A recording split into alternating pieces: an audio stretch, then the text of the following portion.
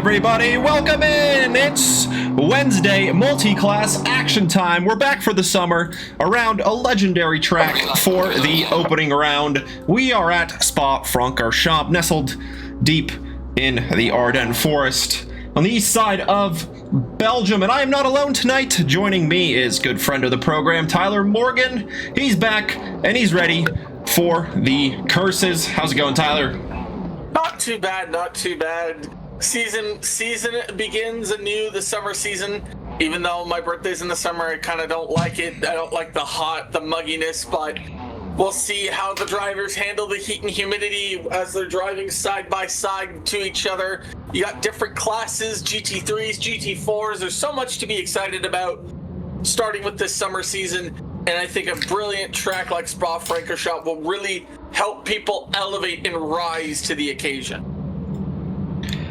Yeah, well-known track, certainly a big fan favorite. And so I'm sure lots of drivers are quite familiar with the track, so they will be on full display. Welcome in, everyone. Hello, hello. Hope you are all doing well. Qualifying, getting started. One Bigly, welcome and thank you for the donation. And we switch over to the qualifying session where Justin Beachley is surrounded by a bit of traffic on the opening lap of the session. GT4s will go out first. They'll have the first 10 minutes. They can complete a lap up until the 10 minutes, so if they cross the line at 10:01, congratulations, they get to complete the lap. However, past that point, you cannot. Then the final 10 minutes will belong to the GT3s, where we decide overall qualifying. Now, GT4 favorite Tai Chin obviously is the favorite, I think, in this class, and maybe Beachley could have a nice come second. However, the man of the hour who's not in this session right now needs to be in this session because I think he can win the championship here overall. Yeah, a bit of bugging there. One of the Astons up ahead. I believe that is John Kilcoyne flashing away, leading this trio of cars. And then he's got the Ginetta ahead of him of Giancarlo Boutini. So the Firebrand boys are back in full swing. But he's not in a Ginetta, though. Boutini's in a Ginetta. Correct. John Kilcoyne was... Oh, he was always in the Aston Martin. He's just always... He's got the Firebrand name also. Okay. See, I'm happy there's just one... There's the man of the hour, number 59, the man that's going to win the GT4 championship, if I do not say so myself, Mr. Hezzy Thomas. And we have some exciting news to report to the viewing world. He now has a wheel. The keyboard warrior, controller warrior has upgraded. That is correct. And the queue forming up at the end of the lap, giving each other plenty of space. Brian to Santiago in the 778. Because the 777 got taken. So he had to switch it up to the the double 78. What? What? Who took his number? You know, whoever did is not present at the moment, but we will certainly find out. Ooh, that might be a crime. That might be a fine. A fine? You can't do that to someone as well known as Brian. You cannot steal that man's number. No, that's not fair. Do it like NHL style. If you're gonna take a man's number, at least buy him a Rolex. Yeah, I'm surprised that number got taken. It's like such a high number. I mean, it's nice. Sevens are cool and all. Specific number too. Yeah, right? What? But nonetheless, we'll see what luck the 778 brings. Is he just doing Sesame Street vehicles right now? Yes, that's correct. Is he gonna have an Elmo car next week? We'll just have to wait and see. Big Bird on display tonight.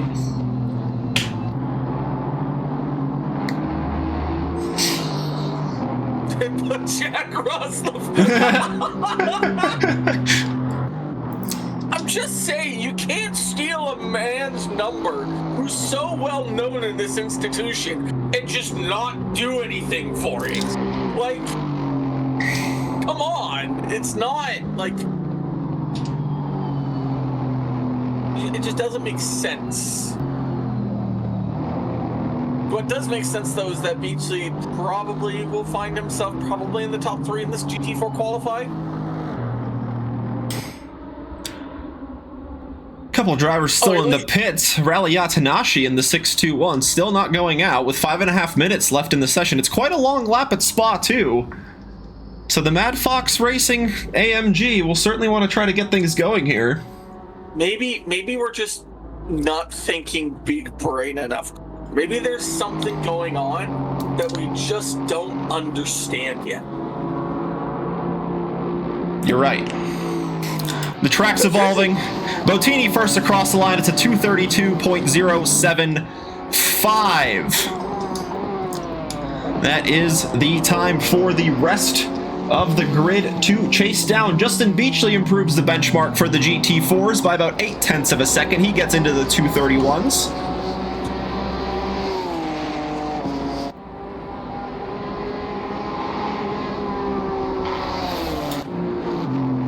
And now Jacobs unable to get a valid lap on the board there, as we just have 3 drivers setting valid laps in the first 5 minutes of the session so far. Beachley on top, then Boutini, then Brian Santiago in 3rd. Dr. Porkchop slots in to 5th after Kronotus bumps him down and takes 4th place away.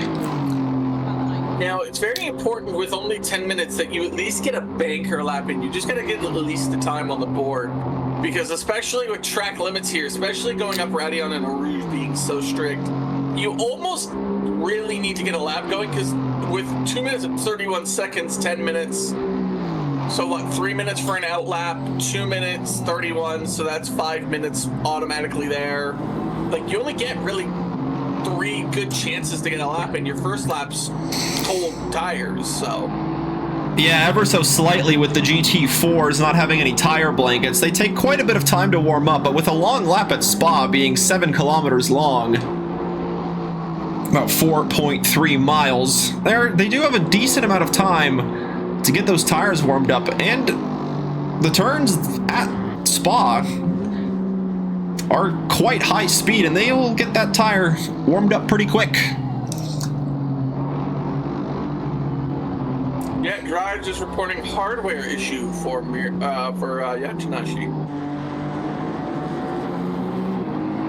Well, hopefully Rally is able to get those issues resolved as the GT4s come through for their second go-around. Some on their first after joining a touch late. We'll see if what Hezzy Thomas can produce in the 59 Camaro. He's on the wheel, going through the final chicane.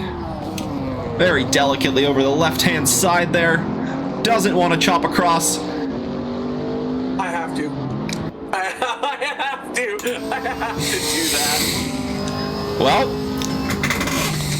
here we go. Going into turn 1, nice and smooth on the steering. Contrary to before. As I think he just kept it within track limits there. Now just ever so slightly down the hill, getting to the bottom of the valley. A slight lift from the Camaro, turning to the right, going up the hill, cutting the left-hand side as much as possible. Now it is a long run down to the Lake Combe chicane, coming up at the end of the Kemmel Straight. Long run, breaking right around where the curve begins. Down a few gears.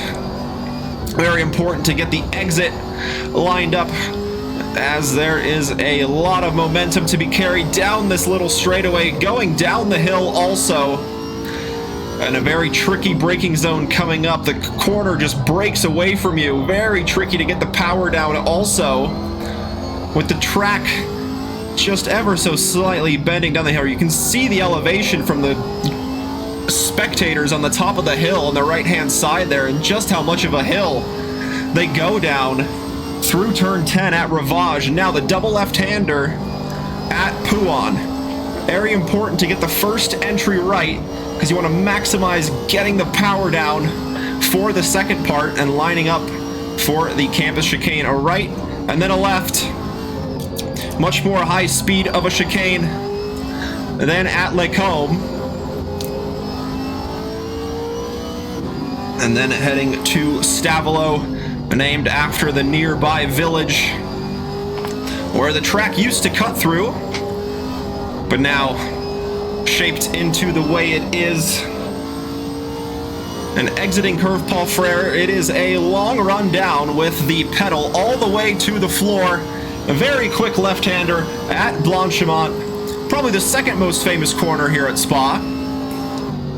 A slight lift, turning it in. Does he run it? He might have run just a touch wide, invalidating his effort there, braking for the chicane to end the lap. Corners 19 and 20 around this 7-kilometer lap. Will he get across the line before the 10-minute mark? I don't think so. So this will be the last lap for Hezi, running a touch wide on the exit of Blanchimont, invalidating his efforts. So unfortunately there, he will start from the back of the GT4 pack. Also, there's a little bit of an interesting move there by Hezi. I thought maybe he was going to complete the lap, but just the invalidation there just kind of ruined it. Not to mention him coming out kind of blocked everyone else from completing their lap. So Professor Kronotus in a brilliant position because of how far back he was to possibly gain some positions. 4/10 would get him Church, a second would get him past Jacobs, and a second and a little bit would get him past maybe to Santiago, who's still actively on a lap somewhere in all this. Yeah, just now returning to the pit. So out of the final corner, can Kronotus crack the top 5? He can, gets right into 5th. He will start ahead of Jacobs and behind Boutini. On top, you've got Beachley in second, Tai Chin, then Brian de Santiago taking third on his final lap right at the end there. And then Boutini, Kronotus, Jacobs, Church, Kilcoin, Porkchop, Yatanashi, and Hezi Thomas. Unfortunately, no valid laps on the board from them. And now on to the GT3s in their 10 minutes. Indeed, racing for track position nice and early here. In the world? We're racing. Gotta start early on. Gentlemen, it's qualifying. We're racing. Quite an interesting Samuel Reich with a Red Bull livery. Now he's going to try and warm up his tires. Yeah, and we're probably going to see a bit of a traffic jam as well at the end of the lap here. Oh, yeah. Just spreading out the gaps just to not get any sort of interference from the cars in front or behind. Leading the pack is the 173, who will start the first flying lap. Another hydrate. Yay.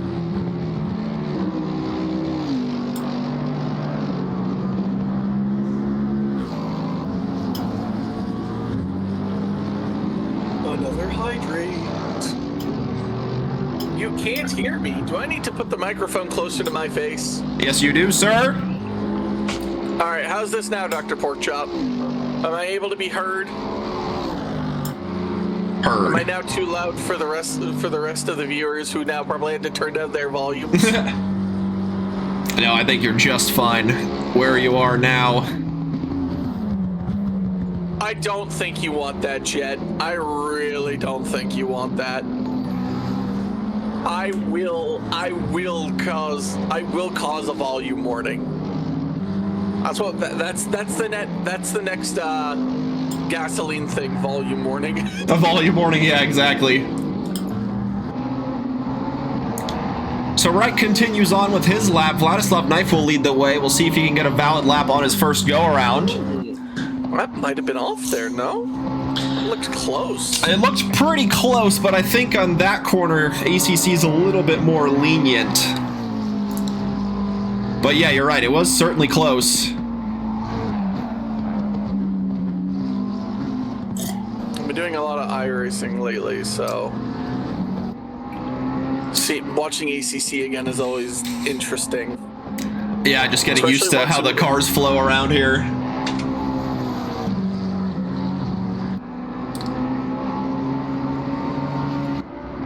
It's a nice, smooth... that one was even more sus. The exit there. I think he was okay, though. I think he's fine. He's going to be the first one to drop a lap time on us. So... only 5 minutes left to go in this qualifying session already. Yeah, they go quick, especially with a over 2 minute lap like we have here at Spa. GT3s, we'll see if Knife can get one on the board. He does, gets a 2:19.9, just gets through the 2-minute 20 barrier. Repus behind him by about 0.7 of a second. Devin Anthony slots in between the two McLarens.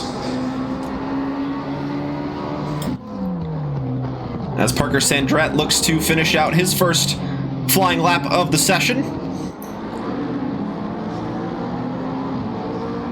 McLaren seems like the popular choice. We got 3 of them on the grid as Sandrett gets a valid lap on the board, about 0.4 behind Reich. And then Mach Speed slots in a further 0.4 behind Sandrett. There's no GT3 Aston. That's actually kind of disappointing. There's a lot of Mercedes on the grid today, though. But you got 6 AMGs, so Eric will be happy about that. Yeah, I certainly will, and I think 4 of them are in the GT4s. I'll be very happy about it. Yes, 5 of them are in the GT4s.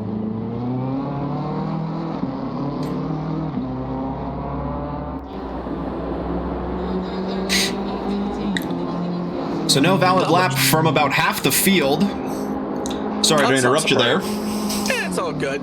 We're both about to say the same thing, too. I was like, half the GT3 grid did not set a valid lap there. That might be somewhat problematic. Yeah, it sure is. On provisional pole, in the meantime, we've got Eric Vanderbilt in the number 7 Audi, a 2:19.78 is the provisional benchmark for the rest of the grid to chase down. Both of our championship winners from last season going into the GT4s. That's Justin Beachley and Professor Kronotus.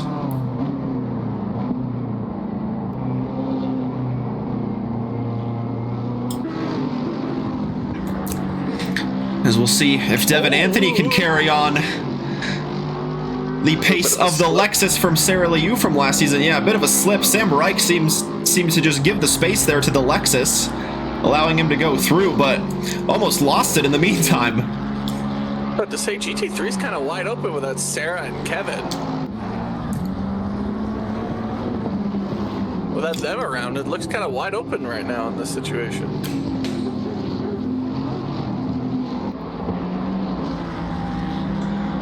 Anthony to the line. Can he get to the top row? He can get to the top spot by 25 milliseconds. A 2:19.795 was the time to chase, but now Vanderbilt improves the benchmark and takes provisional pole back at 2:19.177.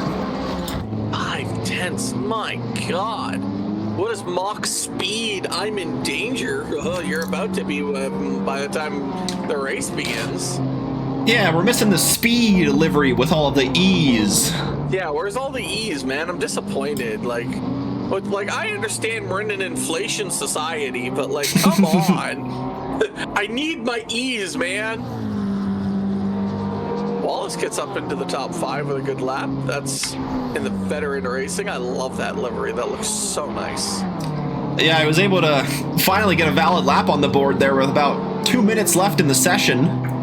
As we have a handful of drivers back in the pits, Knife, Repus, and Samuel Reich will not be able to improve their benchmarks.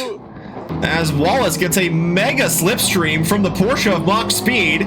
We'll see if he can carry that momentum and maybe find himself on the front row of the grid. Is Don Matroni done? He's going back to the pits after getting himself P6. Devin Anthony's now going to find... Okay, Dutchie! Rally! No! Don't worry, we all forget. Oh my gosh, that's so funny. It could be worse. You could be Hezzy, who did get into the qualify and just, you know, didn't set a lap. But we won't talk about that. He's got his wheel. Guzman goes to provisional pole with a 2:18.6, half a second clear of Vanderbilt. Okay, now Devin Anthony now has to find a full second. A second and change.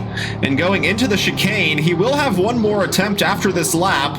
He will cross the start-finish line before the checkered flag is waving. Zawisa in the Ferrari goes to second. Anthony goes to the top. Does Vanderbilt have a response? Not quite. He gets at least to third ahead of Zawisa. And that's it. He's done too. Oh no, he's gonna still keep going. Who else can respond that's close by? Strident and Speed are both coming by. He gets up to 9th. Wallace doesn't really do much with his toe that he got. They all can go again. Yeah, it looks like Wallace is going to try. Same with Mach Speed. The number 82, that's Nateson. He's coming along. But he's like in the back here. He'll be the first of the drivers to collect the checkered flag that have continued on their final laps. What can the Beley bring to us today?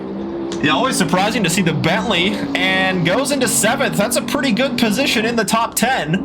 About 1.9 seconds off of the provisional pace at the top, currently set by the Lexus. Also, Naira, that's why am I -1? You want to explain that to me so I can at least get an idea of why I'm -1? I wasn't on the ice for a goal against. Hezzy with the hardy har har. See, Dutchy, the same place is, you did nothing and still qualified ahead of Hezzy. But hey, qualifying is one thing. 75 minutes of racing and sustaining that pace is going to be a whole other thing. And I think the big step up from going from a controller or keyboard to a wheel is just really being able to get that consistency and really be able to feel what the car is doing throughout the whole 75 minutes of racing. Oh, it's going to be so much fun. Yeah, I'm very excited. I'm very excited to see what Hezzy can do. Hezzy deserves better than this. I mean, I've been pumping his tires as soon as I found out he has the wheel. I'm not. He is the lone driver that is accepted away from curses for the rest of the season as Zawasa bangs a pole position lap as Devin Anthony did not respond, or whoever else was behind him. I think that was Vanderbilt, goes into the pits. So now it's only Mach Speed to try and get ahead of Sam Reich, and he's got to find at least a full second. Yeah, great lap from the Ferrari at the end. What can the Porsche, the lone Porsche in fact, do on the final lap? Is there any time to gain for Mach Speed here? The 145 to the line gets a personal best on the board, but not enough to gain the position ahead of Samuel Reich. 12th place will be where the Porsche will start the first race of the season.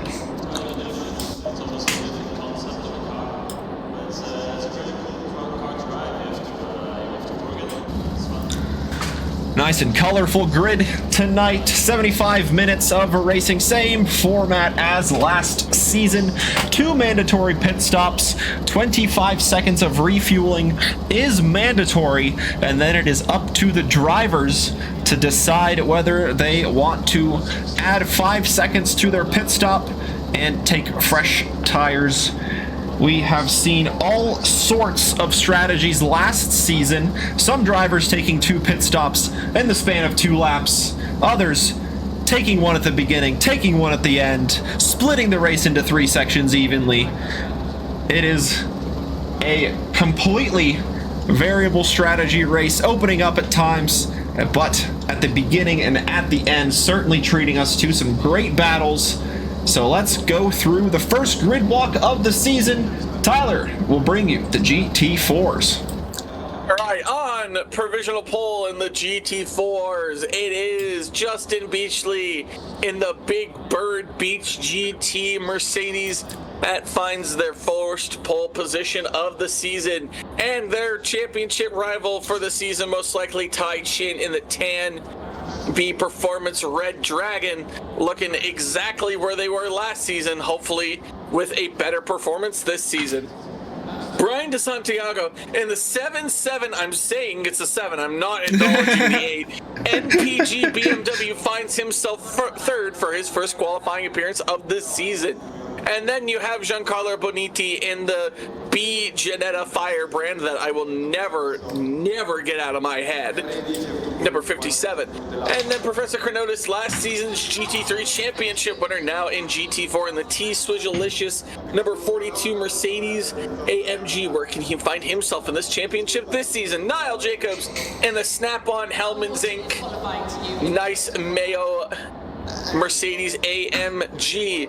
Jacob Church now in the 1 Bigley 253 Camaro. Followed up behind him is John Kilcoyne in the Firebrand Aston Martin number 32.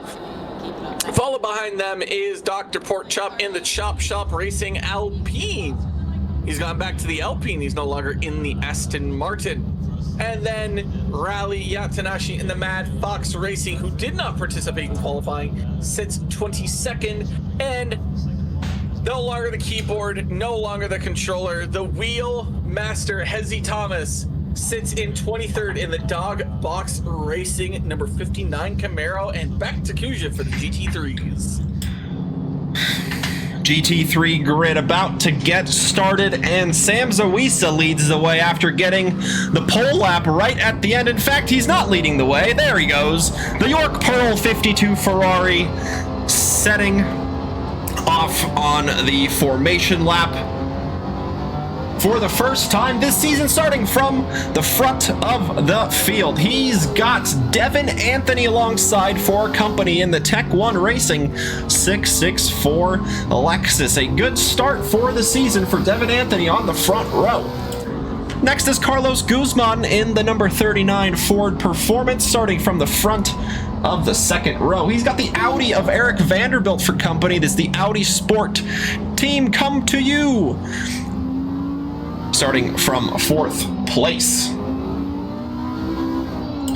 Rounding out the top 5, it's the 173 of Vladislav Knife in the RSK Racing Team. The McLaren, or he, I should say, is the lead McLaren of the trio on the grid. Then you got Brandon Wallace, excuse me, in the number 30 Veteran Racing BMW. Lots of Red Bull liveries on the grid this season. Wallace, one of them with that camo Red Bull livery. Behind him in 7th is Prakash Natasan in the Dark Side Racing number 82 Bentley. Switching from the GT4s to the GT3s here in the multi-class. We'll see what the Bentley can do on race pace. Sharing the 4th row with the Bentley is Konstantin Repus in the number 28 RSK Racing Team Pro McLaren. Then you got the BMW of Dom Matroni in the Matroni CRT number 5. Rounding out the top 10, Parker Standretz in the Omega Motorworks number 79 McLaren, weaving side to side, trying to generate some tire temperature and get them to the right pressure window. In another Red Bull livery, it's Samuel Reich in the number 13 Raptor AMG, starting from 11th. And sharing the 6th row with Samuel Reich is Mach Speed in the I'm in Danger 145 Porsche. And as we trundle through Sector 2, the grid getting themselves ready to go racing for the first time this season.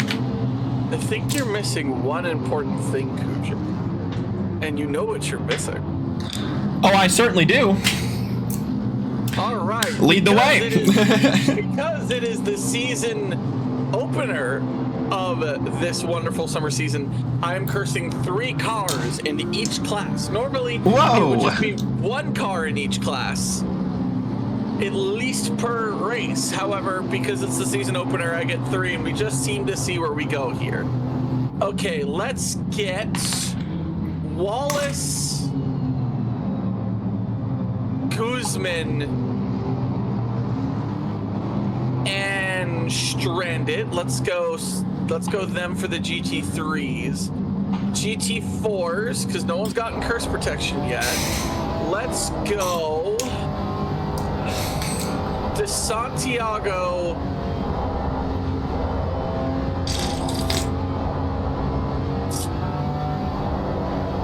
Jacobs and Yatanashi. Let's go with them. Those will be my picks for the day. Or curses for the day. Let's see if they have the power to break the curse, or is the Almighty's announcer's jinx going to be perfect. Now, remember the last time I did this for the season opener, I didn't hit on any of them. I do remember that, yes.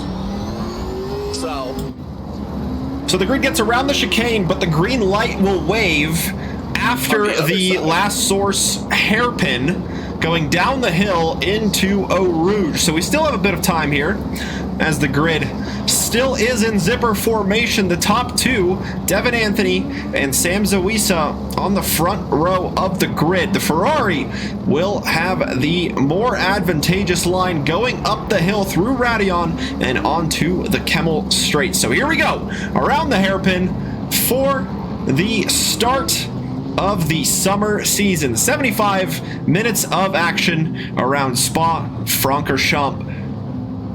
Lots of manufacturers, lots of great liveries on display. Will we see some great racing tonight? Time will tell. And Zawisa with the drive-through penalty right out of the gate. That'll be very costly for the pole sitter. Chops across, takes the lead, going up the hill. Can the Audi of Vanderbilt challenge the Ford for third? They're side by side as they go through the small kink to the right, but it is Vladislav Knife who looks to have an almighty run. They're gonna run 3 wide. The top 2 are side by side, but it's Guzman who goes late on the brakes and goes deep. Knife goes spinning and takes out Wallace. Wallace with nowhere to go had to go into the McLaren. Guzman had to have going wide there, trying to be the last on the brakes. Beachley now gonna try and fight Boutini as Boutini takes the lead in the GT4s. Tai Chin actually escaped ahead of a couple of GT3s, so it's actually Tai Chin in the lead. This is the battle for second place. Oh! But a great move around the outside by Beachley gets him back into second.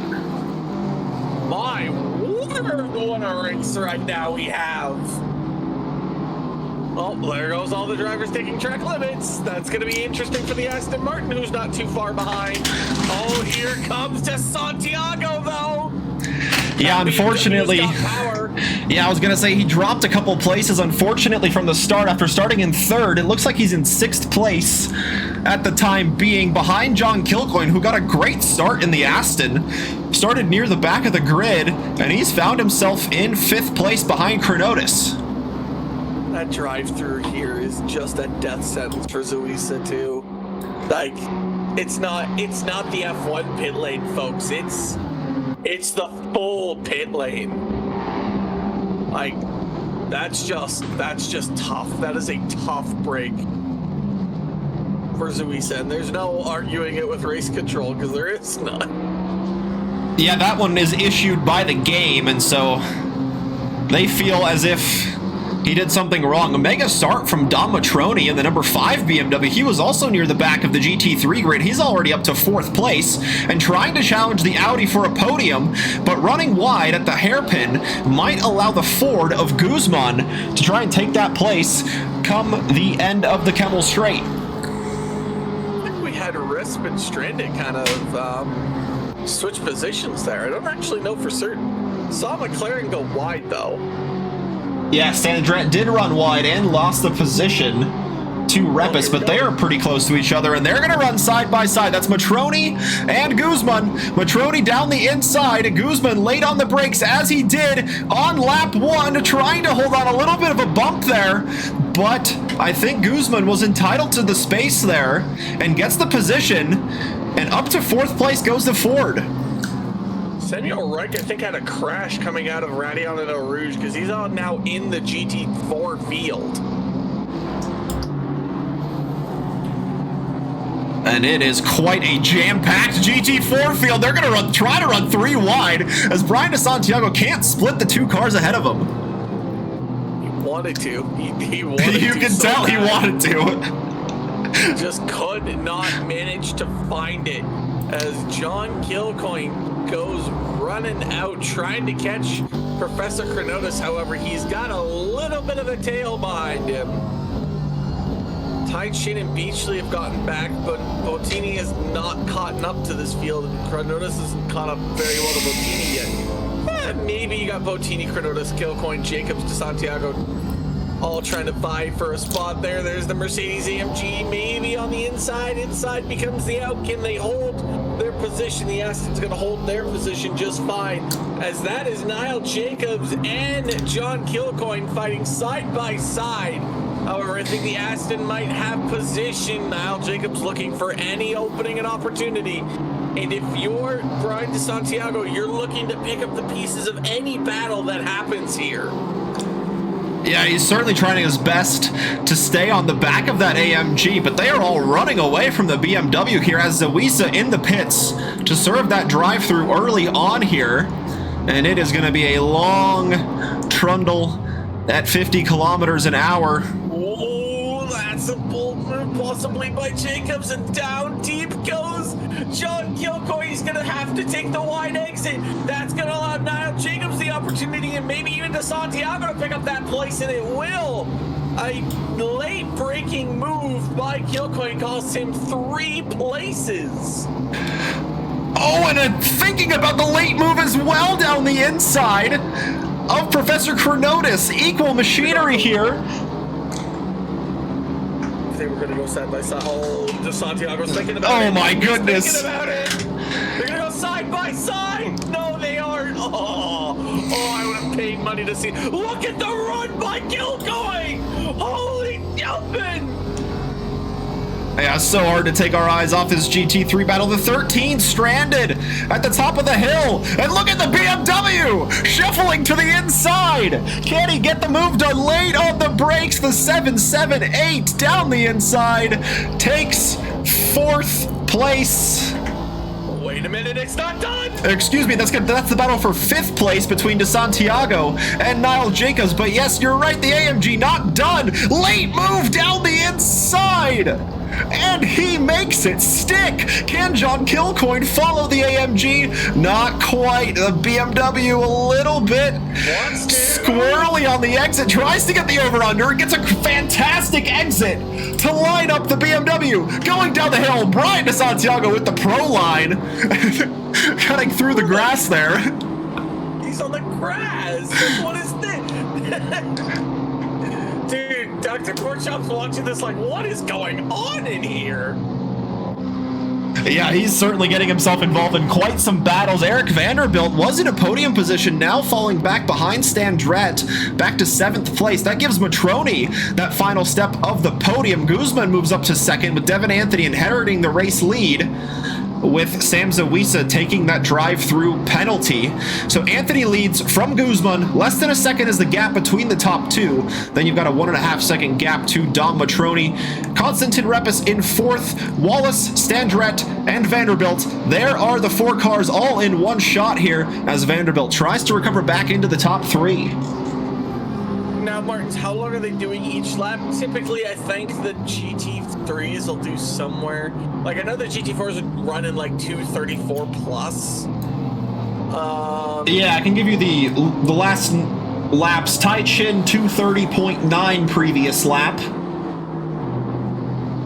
What was the GT3s? Probably like 205s. 219 for Devin Anthony, 218.1 Carlos Guzman. So right around the 220s for the GT3s, 235 for the GT4s. Okay, all right. 205s, I was thinking F1 there for a minute.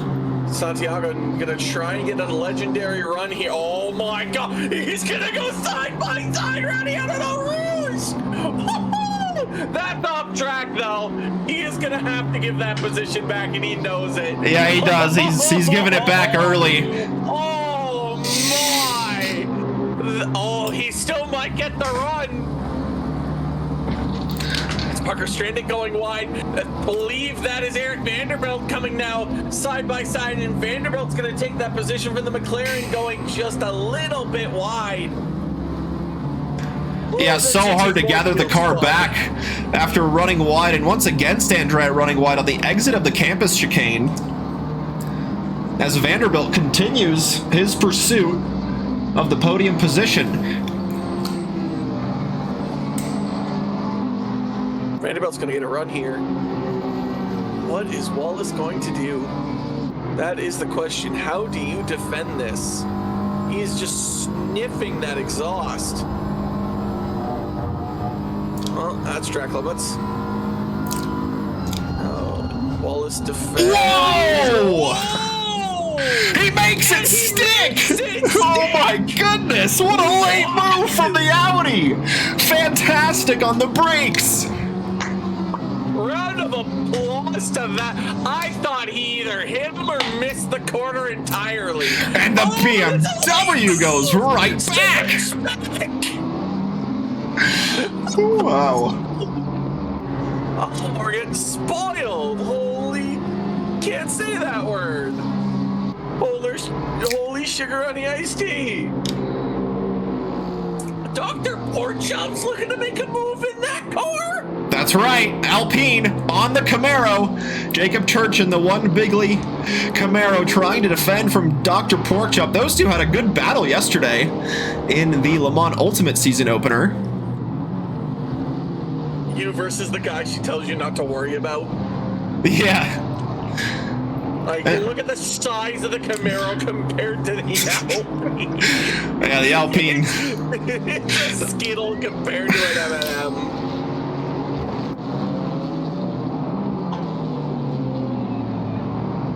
Like, in sectors 2-3, I'd say the Alpine has the advantage. Not in sector 1, though. Beach is slowly catching up to Taichin. That battle's still ongoing. It's not as exciting as the midfield GT4 battles, but it's still ongoing. Yeah, even now the GT4 midfield's just opened up just a touch. This is certainly the closest to out on track. Beachley nearly losing the rear end of that GT4, whereas Taichin looks very planted. As I say that, but runs a little wide. You want to repeat that sentence? I mean, he ran wide, but he was planted when he did it. I will say that. I'll give you that. I'll give you the benefit of the doubt. It's the season opener. Maybe not mid-season, but season opener, I'll give you that. Can you believe there has not even been 15 minutes that has elapsed in this yet? Like, we've had, like, the craziest moves I've seen in quite a while from the Multiclass, and we're not even 15 minutes in, folks. And so, the two classes haven't even hit each other yet. Yeah, that's the thing too, is so far it's just been single class, but as soon as the GT3s end up on the back of that GT4 field, anything can happen with where it's not even anybody's fault, really. It just depends on where you get them. Yeah, exactly. It's like if you catch him on the straightaway at the Kemmel, it's just super easy to blast by, but if you catch him at the end of the Kemmel straight where you are trying to go through the Lacombe hairpin, or excuse me, Lacombe chicane, then it gets a little bit tricky. You're kind of stuck for a little bit longer than you would like. And especially with pit stops, that matters. Nile, don't you think about it. Don't you do it. We got double AMG battles for the lead of the race, and this is for 4th and 5th place between Kronotus and Jacobs. Oh my goodness, that Ferrari appeared out of nowhere! Jacobs deep! There's a corner there, sir. The rejoin. Yeah, I think he just got spooked a little bit by that Ferrari appearing out of nowhere and just running a bit deep and falling into the grasp of Brian de Santiago. That BMW, we have seen it be absolutely mighty exiting the hairpin. Can he get the run he's looking for and keep it within track limits at the top of the hill? That was actually a very smart move by de Santiago there. Didn't go for the dive because he knows he can get the run on the straight. It's a very good move, but he has to hold on here going through Raidillon and Eau Rouge.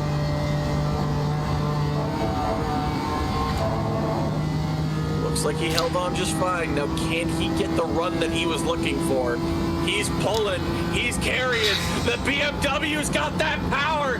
It's going, it's heading, and it's gotten past.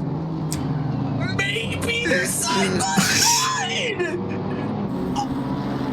Beautiful development. They almost both leave the track.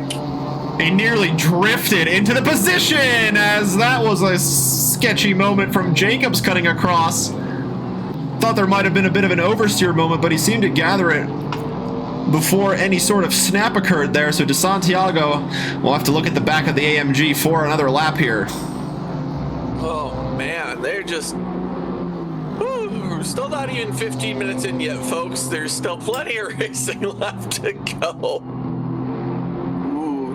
Now, this was what Tai Chin was worried about in the briefing. All right, Hezzy. Nice debut on the wheel. I look forward to seeing if you can, how you do in future. As Hezzy is going to, something important came up and retire from the session.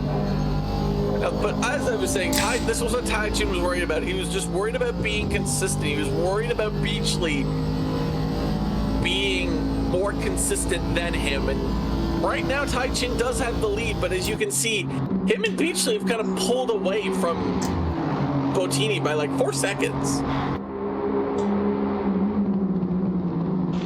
Yeah, the two AMGs in the lead, and Tai Chin takes the defensive line into the chicane. Can Beachley take the more advantageous line out and try to line up the move into the hairpin? He's closer than he was before. It's a good braking zone coming up, but there is the GT3 Ferrari approaching of Sam Zawisa.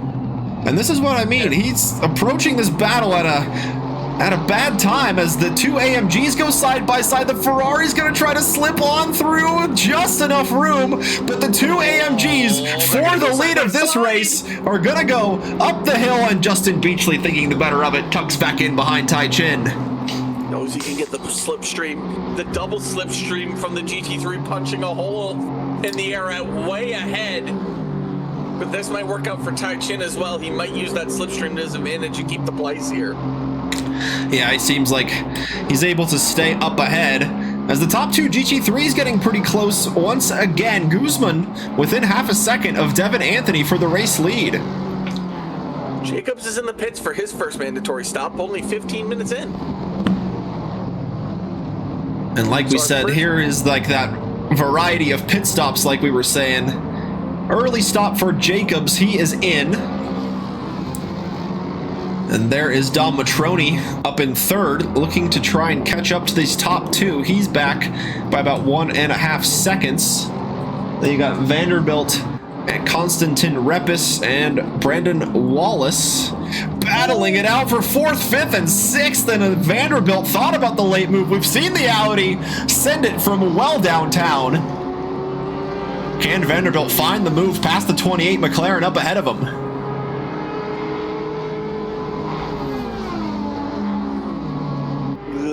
Track limits you got to worry about here. There's a few places you can get nabbed for it. I think the McLaren arrest might be okay. I don't think the Audi has the straight line speed to catch here. And cheers to Xander Zone for the hydrate as well. Why are you not in this race, Freeman? What are you doing? He didn't want to have to spend any more of his points. Oh, he's saving them for Le Mans.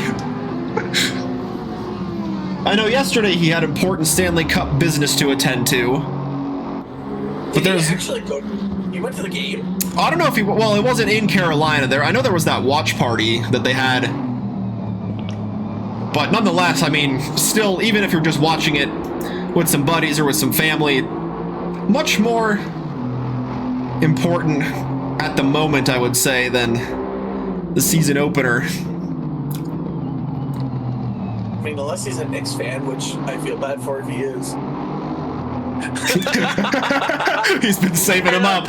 That's why he's watching. That's why he's watching right now. He's saving up the points. And I will make sure you use them. Don't you worry.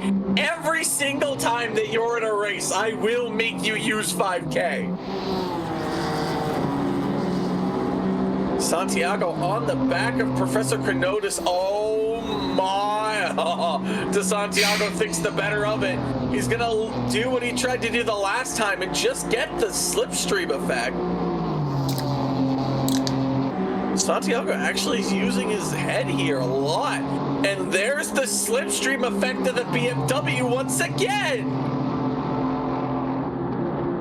Did he get by? Kronotus not going to give it up without a fight. Inside becomes the out. Santiago still staying on the track, forcing Kronotus into the dirty area. Santiago goes wide, but Professor Kronotus is going to keep the position. Santiago keeps doing enough to make these drivers think, but just can't get enough. Catching is one thing, passing is another. The first GT3 drivers in the pits for their mandatory pit stops. We got Domatroni and Konstantin Repus. And Brian DeSantiago once again with that pro line. I would just put it on the grass brake and just die. Just my car would be gone. I wonder how often he's practiced that. Oh, plenty. He showed me that maybe like a month or so ago. He's like, hey, look what I can do. Mom, get the camera. Yeah, it was super silly the first time he showed me. He's like, look at what I figured out. I'm like, okay. Sick. I mean, it makes sense. You don't have to get back onto the track. You just ride the line out of Speaker's Corner, down the hill into Puan. Get back onto the curb, break a touch, turn in, carry on. You've been to Spa-Francorchamps before. You can attest to the elevation changes and all the quirks of the track.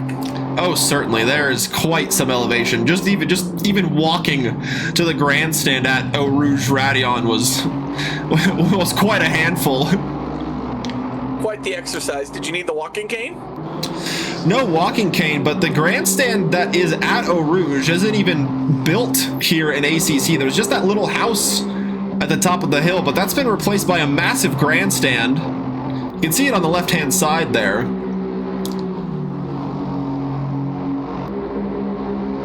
And more recently, they added gravel to certain sections. They had gravel before the barriers up at that Rouge Radion grandstand? Yeah, there was not on the left-hand side. I believe on the right-hand side they did. I know they've done ever since the F2 incident. I know that they've been doing their best to try and make this track more safe because of just how fast, like, the impacts, you get ejected back onto the circuit because you're carrying so much speed. Yeah, there on the exit of Speaker's Corner, they added a little gravel strip just to actually punish drivers for running wide on track limits. And same with here, down the hill at Puan. Pretty much wherever you see this green strip is where they added gravel. Like that darker green strip is where they added gravel. And it also helps really define track limits as well. Wallace and Knife in the pits. Guzman drops behind Parker Standret. I think there was a moment for the Ford because he was right on the tail of Devin Anthony and now dropping back about 18 seconds from the Lexus. Maybe I haven't been paying attention. I've been still lost in the GT4 sauce. Oh, I couldn't agree more. And now the GT3 is opening up that touch more with a few drivers already coming into pit lane. Wallace and Knife in their pits boxes now, looking to get rolling.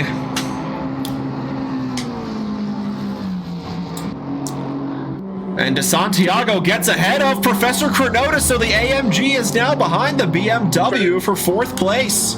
Kronotus, box now. Kronotus, box to undercut. Box to undercut.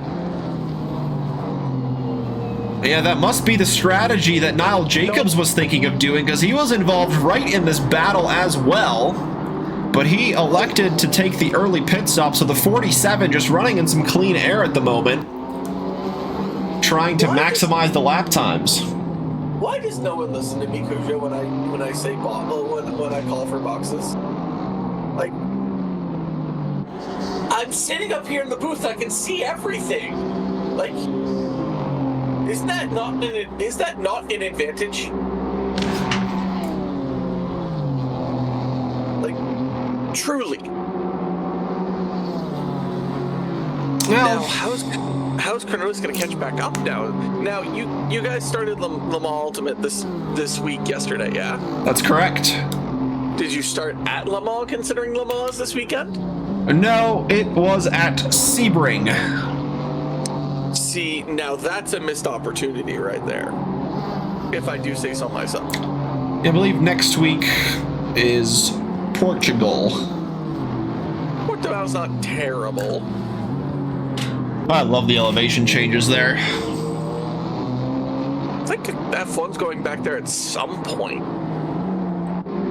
I think they were rumored to replace, oh, hello. There's a GT3 then by GT4 serial. Yeah, just kind of stirring it a little bit. Allowing Beachley to get ever so closer to the back of Tai Chin for the race lead. Oh, don't you think about that GT3. Wait 2 seconds. Don't you think about it. Don't you dare. I definitely think that, like, yeah, no, I just like, Portimao's not too bad. I am just a Interlagos enjoyer, 125 billion%. Yeah, it's a great little lap there at Interlagos. I thought Beachley was going to run the outside, decided not to. Oh, they box at the same time. Yeah, we'll see if there's any different strategies. Maybe someone will take tires and someone won't. Or gaining them. The pit lane. Yeah, also possible. A very costly penalty with the very much extended pit lane here at Spa. Normally it does come out at the exit of La Source, but here, using the whole endurance pit lane, the exit is at the top of Radion, entering the Camel Straight. No, he says Beachley. Like, you're not getting away from. Ooh, gotta be careful. That wall that is a concrete wall. That is just not barriers. It's pronounced La Sauce, says Mitchell.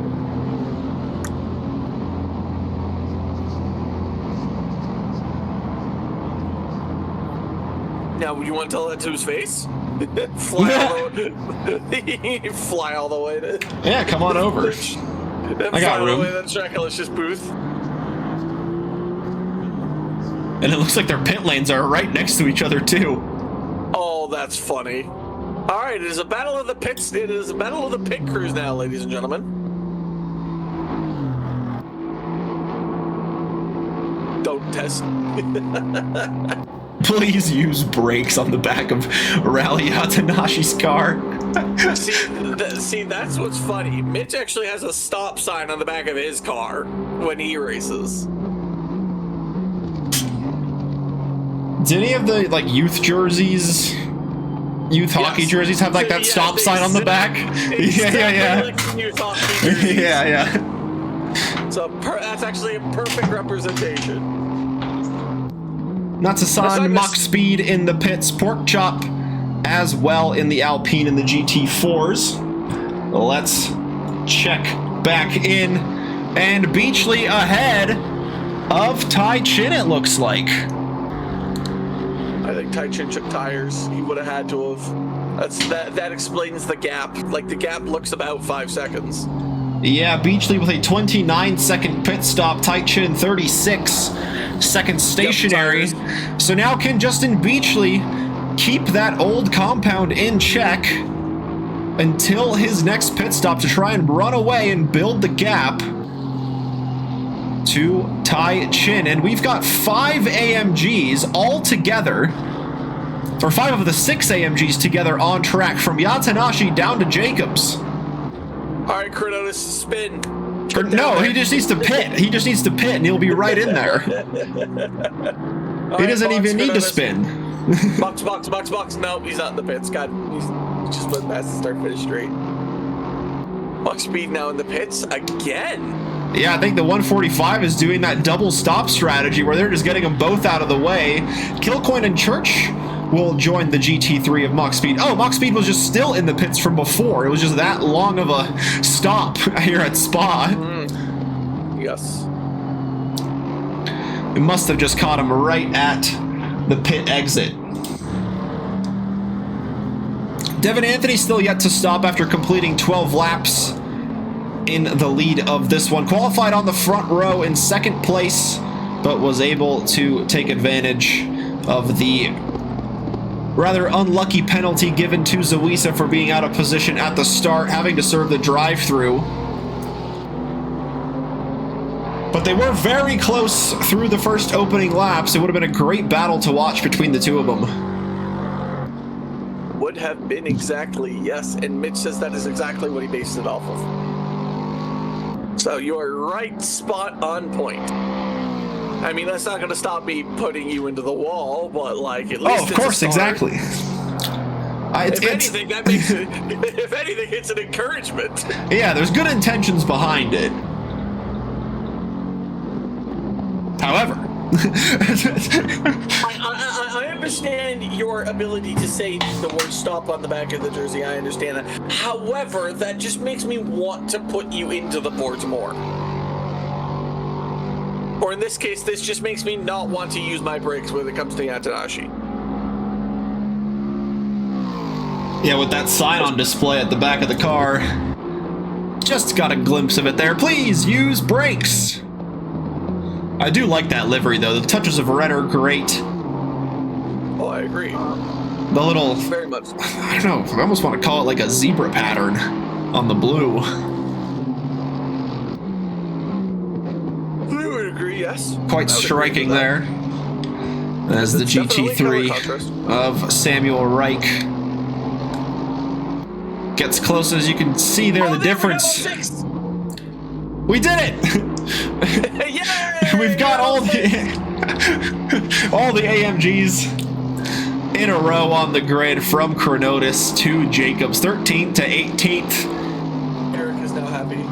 And we almost got the McLarens all together as well, with Standret ahead of Wallace,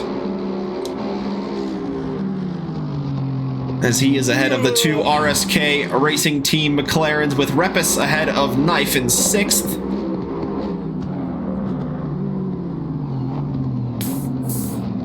Santiago and Boutini in the pits. So that just leaves Professor Kronotus and Rally Yatanashi in the GT4s, yet to serve a single pit stop tonight as we approach the 40-minute mark of the race. A little over halfway still to go in this one. Lisa now in the pits to serve their official first pit stop. Brendan Wallace now trying to stay ahead of Russ, but also catch stranded. He's kind of in a McLaren sandwich here. Yeah, he certainly is trying to get close to Standret. A lengthy pit stop for Wallace, right around 40 seconds. Standret with 32. Repus also near the 40-second mark.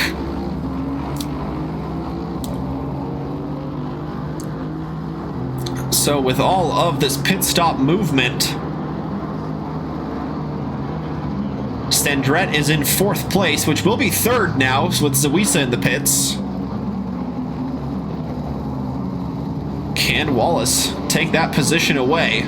We've seen the BMW of Brian de Santiago be almighty out of the last sauce hairpin. Less sauce. But can the GT3 do the same and try and stay close to the back of the McLaren.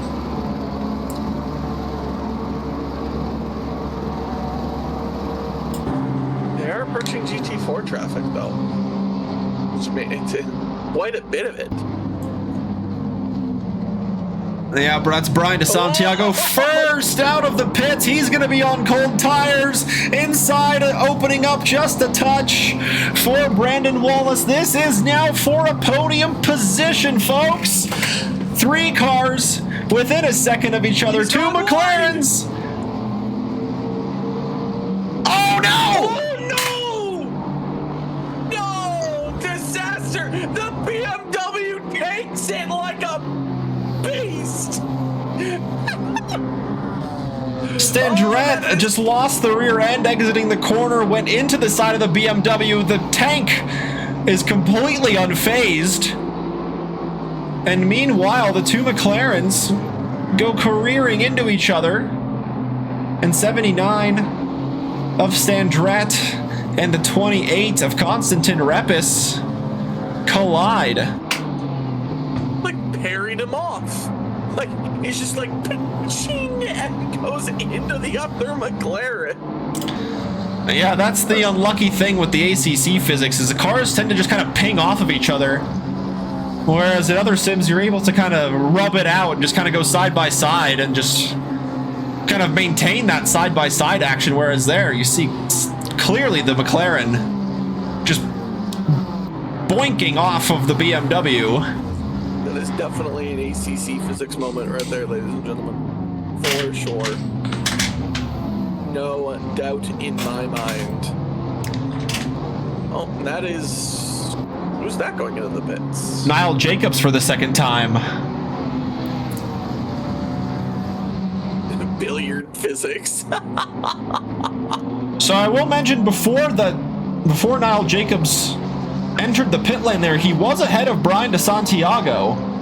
So despite that early pit stop from Nile Jacobs, he seemed to carry on good momentum to stay ahead of the GT4 BMW.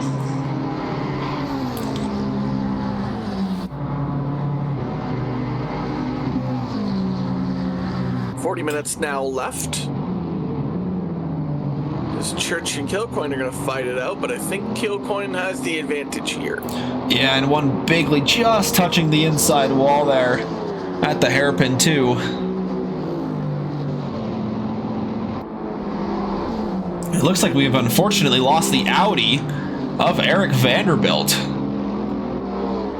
I didn't even notice he was gone. Yeah, it must have happened a good bit ago, because he was trying to climb back up to a podium position. But unfortunately, losing the lone Audi on the grid tonight. Kronotus in for the first time of the night, as now the AMG's getting split up.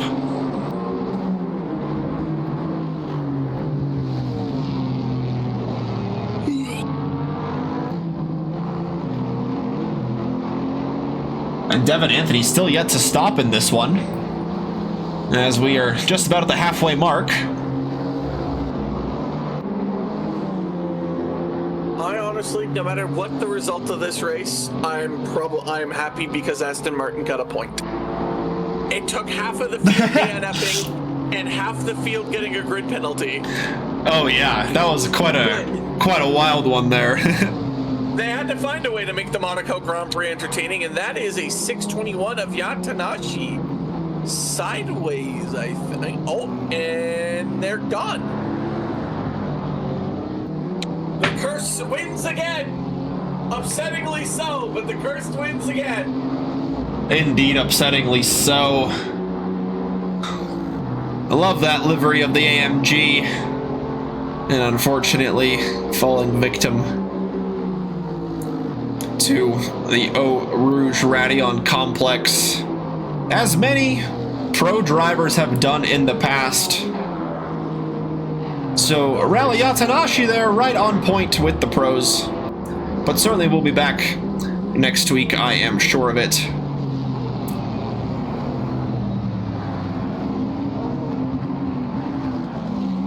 Love seeing the liveries of the Mad Fox. And maybe we'll see Moriko on the grid also. And have some double Yatanashi action. Would not mind that at all. Yeah, Moriko certainly has some pace as well. I'm very well aware of Moriko's pace. I remember it very well from Indianapolis, where I got my first win. Took forever to get that. Repus gets through the BMW of Wallace to take the final podium place, and there is some damage on the front end of the 30. The 253 is also in the wall and gone. Who was the 253? That was Jacob Church. Yeah, Church went into the wall hard. That's the 13 of Sam Reichs, who's now also stopped. Chaos happening in the final half.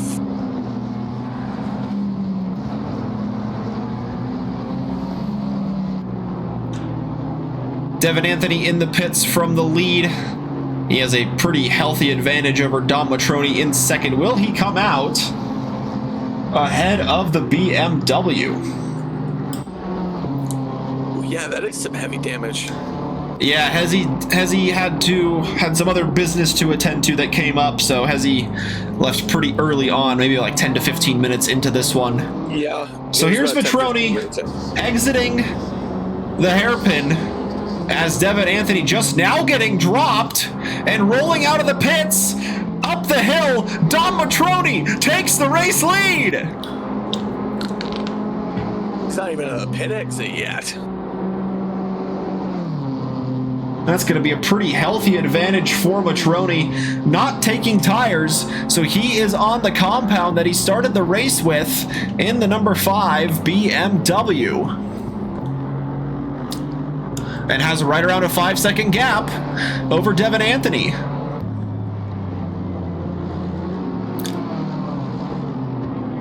Funny how that works out. Beachley importantly in the pits now.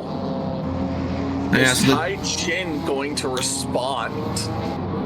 Yeah, the Tai two. Chin's gap was about 2 seconds.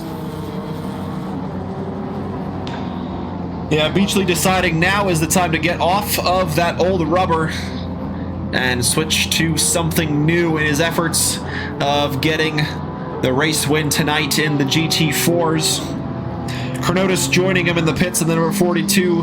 Knife and Jacobs, the only 2 drivers so far to complete both mandatory pit stops so far.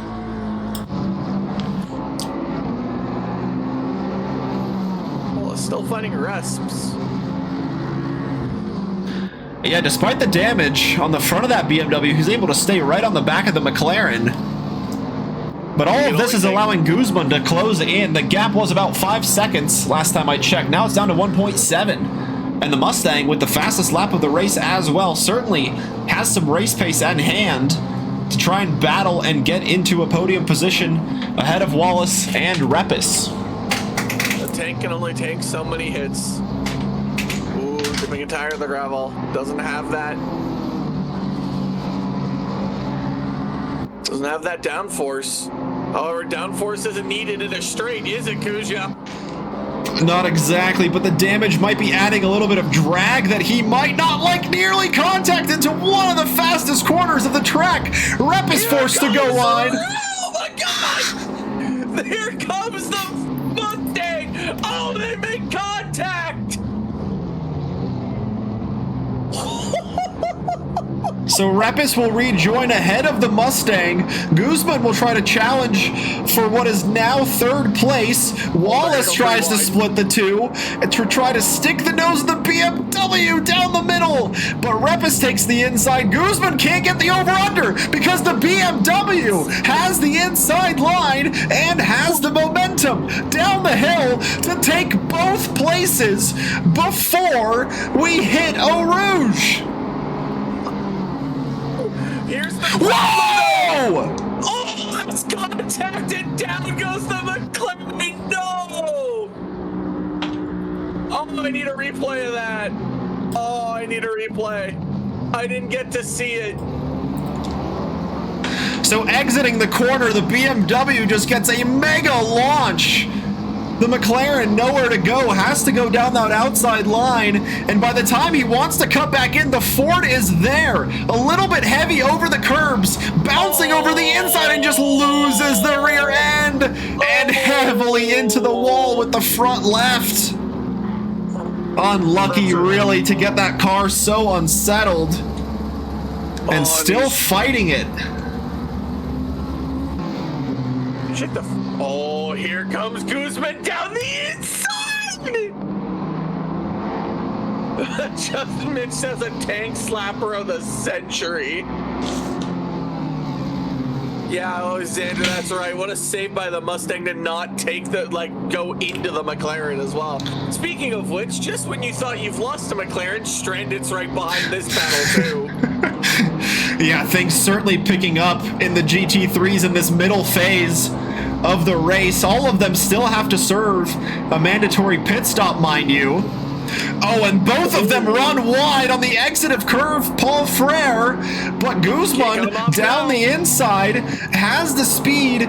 Drag, I think, is holding back the BMW and touch. Oh my goodness. Oh, they both go off again. Oh my goodness me. Here comes the McLaren though.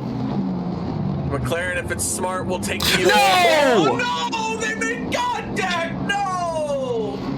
Get in the slightest of touches sees the Ford spinning around and gets behind the Bentley of Natasan. The Bentley does nothing and somehow wins. Oh, hello. This is now interesting. This is for the lead. This is for the lead. New tires on the Lexus. Old, screaming rubber on the BMW, trying to find any little bit of pace it has, and you can see there so gingerly through the corner, whereas the Lexus trying to attack at full speed. And here through the double left-hander down the hill is where the Lexus tries to take full advantage down the inside, but not a heavy enough braking zone to get side by side for the race lead.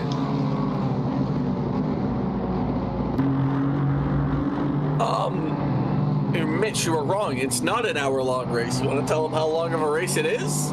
It's an hour and 15 minutes. Yes. You are missing a very, very, very important 15 minutes. The Knicks are starting to claw back.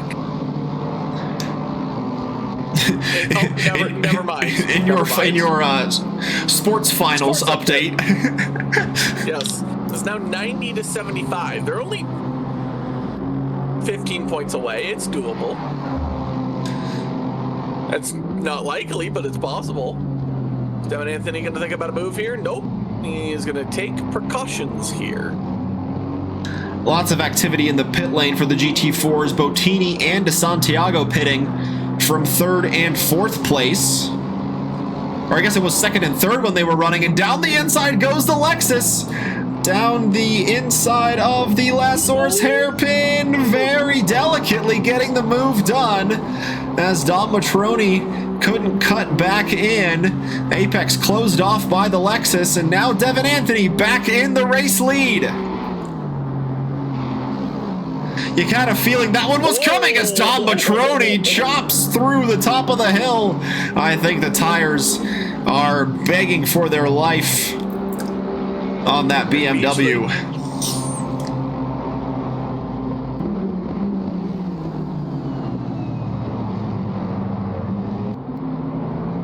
Rusp in the pits repairing his damage that he got from absolutely slamming this left side wall.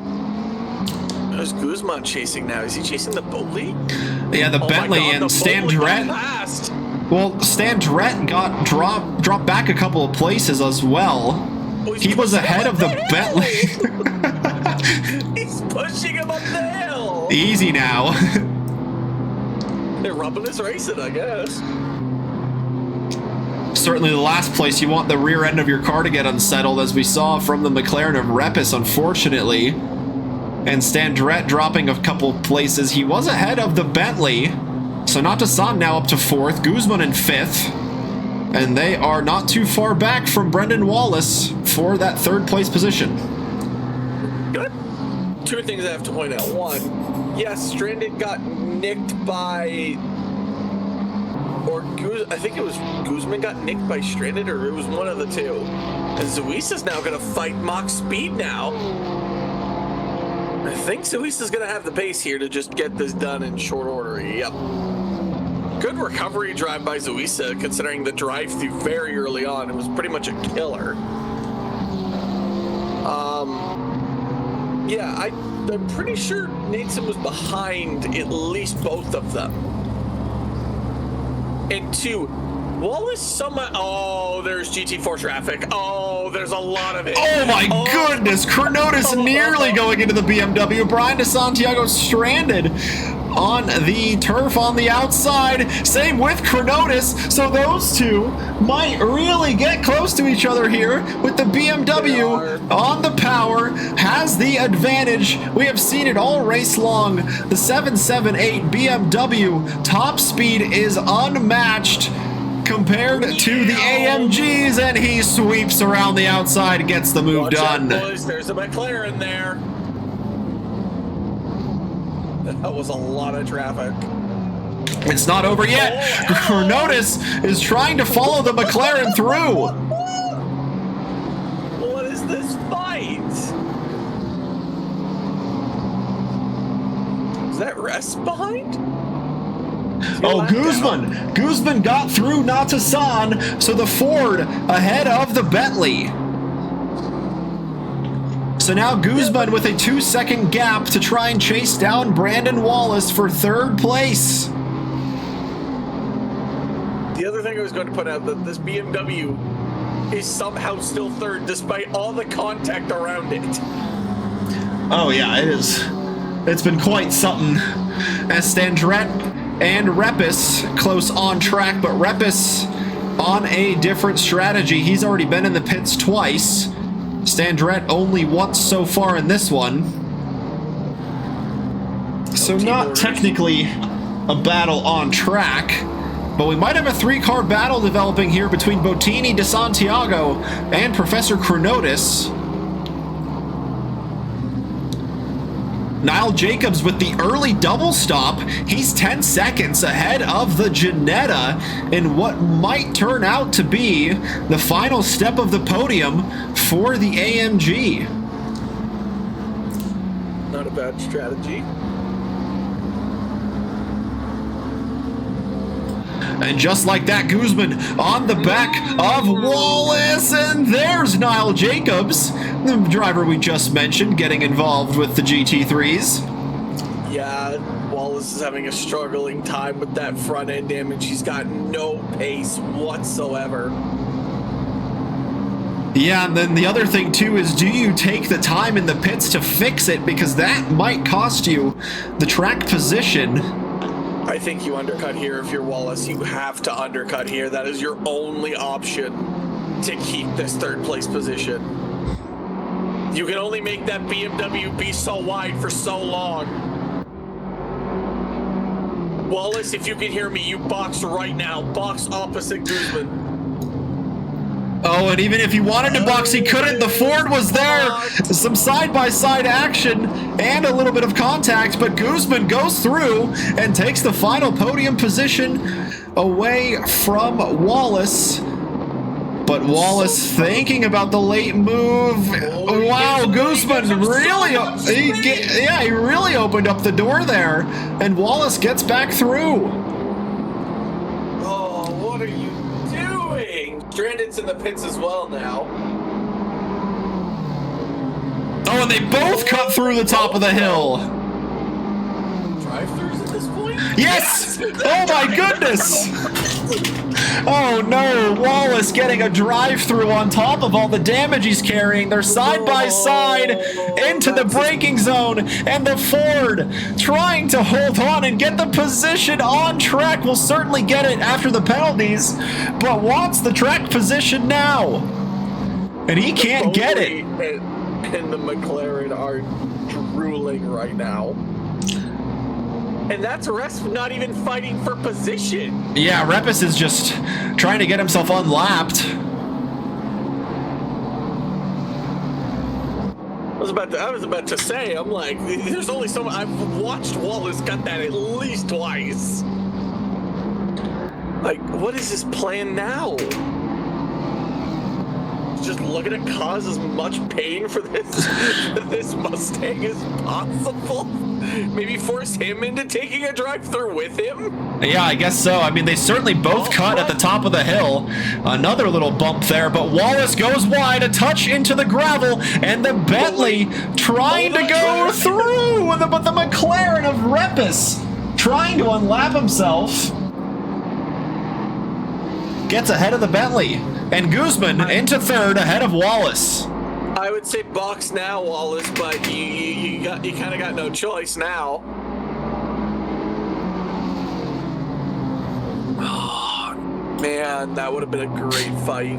All right, Tai Chin is in the pits. Justin Beachley crossing the start-finish line. Tai Chin's gotta move now. Yeah, the 207 still stranded there. Beachley with a 32-second pit stop, taking fresh tires.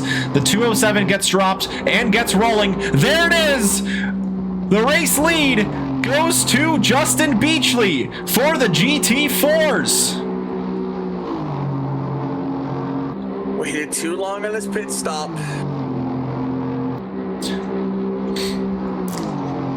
And that is a healthy margin as well for Beachley, ahead of Tai Chin by about 6 seconds. Wallace and Natasan in the pits, Dom Matroni in the pits, John Kilcoyne, the final GT4 to serve a mandatory pit stop tonight. He comes into the pits from third place. I think Nateson might be boxing to undercut Guzman here. At least that would make the most sense. Yeah, he's certainly going to try it. Brian de Santiago against the Ginetta. Straight line speed advantage once again coming into play, but the nimble Ginetta able to outbrake the BMW into Lake Home.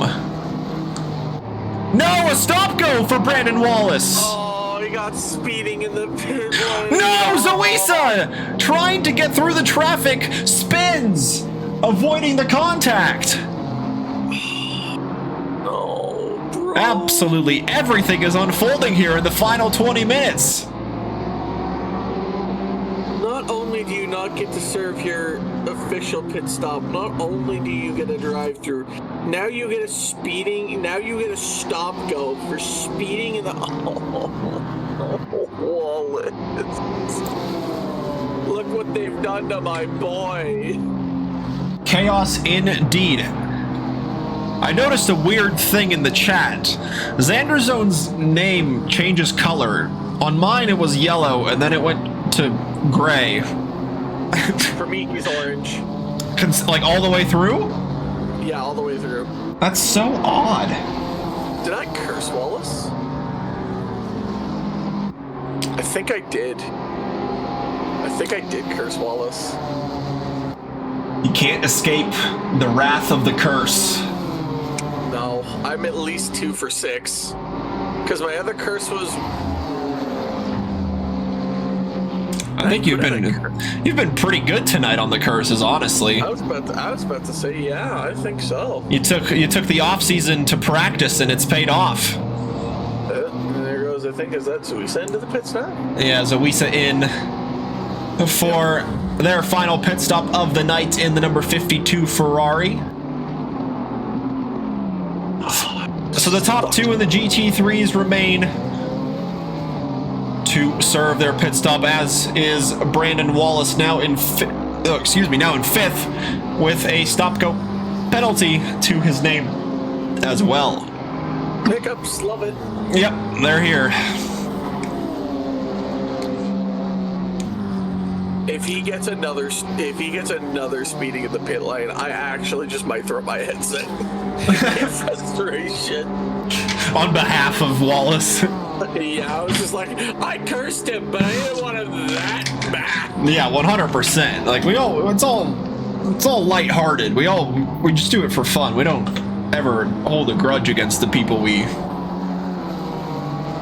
Unless it's Freeman, then I'm absolutely not. Yes, that is a separate rivalry there between... That is a separate rivalry altogether. Which will last for as long as Freeman and Morgan are together in the same space. Yep. I'll find a way to curse that man even in my grave if I have to.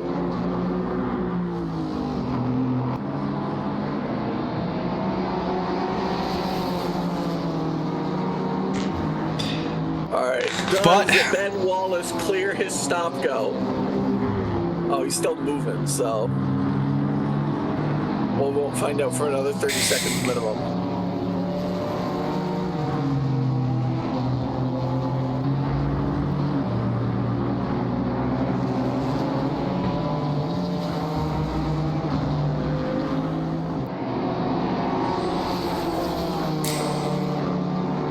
the Ginetta just buzzing away to Santiago, trying to close in the BMW, and he just doesn't seem to have the advantage he did before against the AMGs. But now, as we get to the end of the straight, the Ginetta kind of reaching its top speed a lot quicker than the BMW. But right as we get to the crucial braking zone, the Ginetta back with the advantage. Stop go cleared for Brandon Wallace. Now just has to come in for one more final mandatory pit stop. I can hear the buzzing, Kuja. Make it stop, please. Make it stop, please. Well, I would, but this is the closest battle we have on track. How about the onboard for the BMW? I can still hear the buzzing. Dude, that race at Kielami was at a disaster. I was surrounded by like 3 Ginettas on every single... There was 3 in front and 3 behind. Oh, yeah. Whoa! The Santiago wanted the inside, and the Ginetta's like, no, you can't have that, sir. A defense against the dark arts, it seems. Yeah, De Santiago, I think, fighting off one of those curses. He's trying. He's certainly trying his best. Currently in 5th place in the GT4s, looking to make it 4th in his efforts to try and get ahead of the Ginetta of Giancarlo Boutini. I will have to most likely rewind and rewatch this stream and just figure out who the heck I cursed. Yeah, exactly. All Tyler could hear was just the buzzing bees. And there was quite a swarm of them. I think there was, like 5 or 6 Ginettas. It was like, it was Kielami's. I think it was like 8 or 9 Ginettas total in that race, because it was in the rookies too. So you could switch cars, and like pretty much everybody and their mother was in a Ginetta. I'm just like, why? Why are we doing this? Why are we here, just to suffer?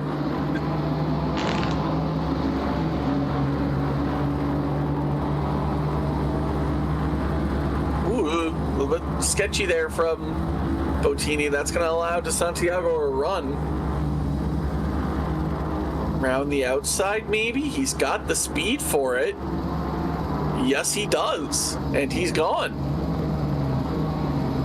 Finally, the buzzing will finally be over as Guzman is in the pits. Now, where's Nateson in relation to this?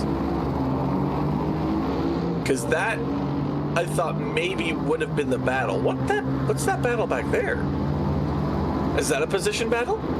What's that battle back there?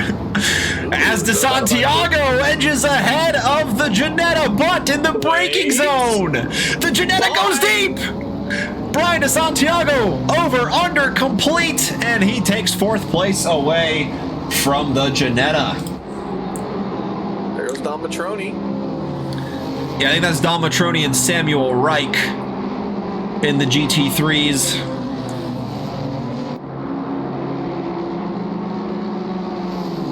This could get sketchy. De Santiago goes all the way to the right-hand side. I do not want a part of this Jeep.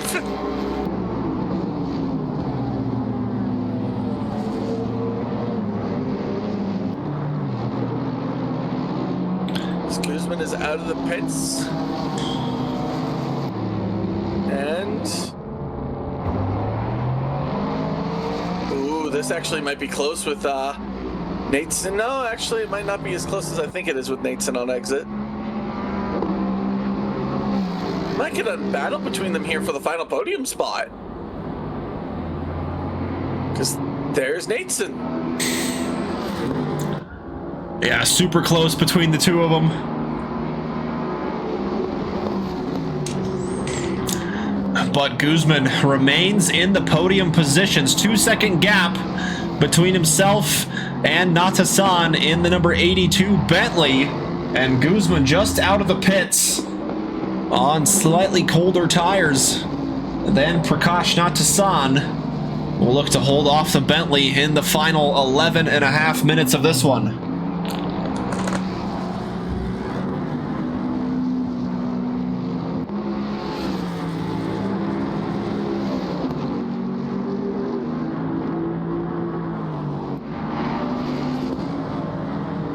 Devin Anthony still needs to pit. Him and Don Matroni were close, no? Slightly, yeah, but I think Devin Anthony with that tire advantage was able to build a pretty big gap over Dom Matroni. So we'll just have to wait and see exactly when Devin Anthony elects to come in for his final stop of the night. Maybe it's going to be now. How about no? He'll go one more lap. Or no, Kuja has the insider information. The I don't know, the anti-curse. the prediction.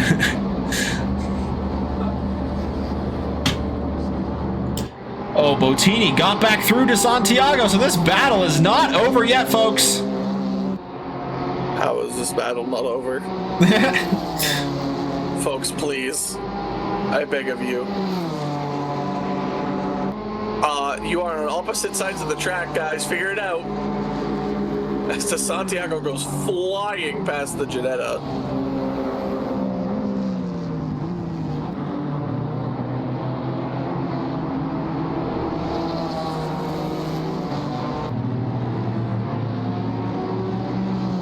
That should hopefully end that battle this time, but we've been proven wrong before.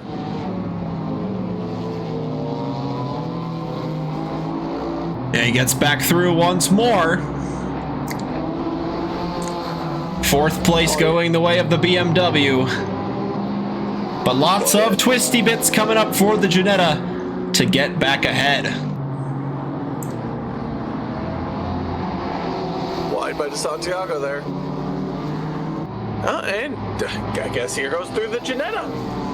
Or maybe not. Or he... okay. Never mind. This battle is very much not over.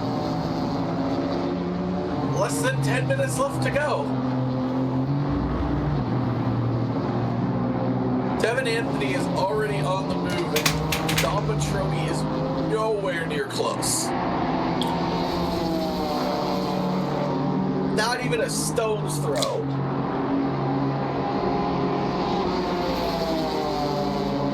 Yeah, commanding drive from the Lexus. Big pace advantage over the rest of the field.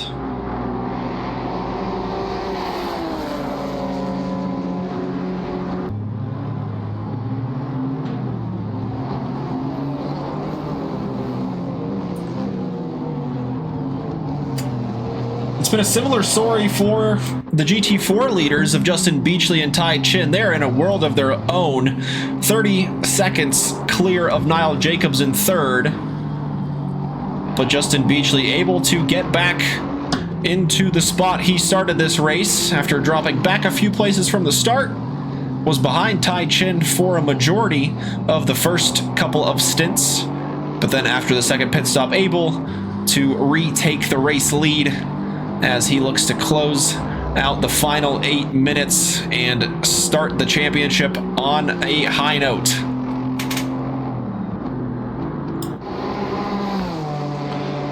Oh, another straight line for the BMW. Yeah, I was going to say straight line. What's going to happen? BMW ahead of the Ginetta.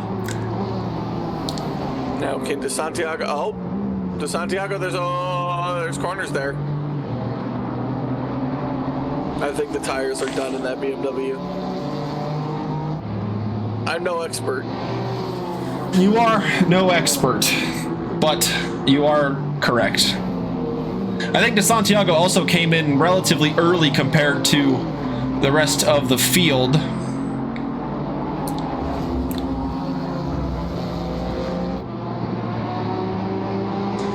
But both himself and Boutini on fresh tires with that pro line once again for De Santiago.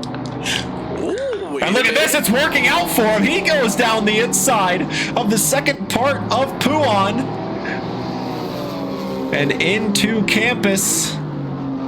De Santiago can't hold on with the Ginetta's nimble chassis taking advantage through the corners.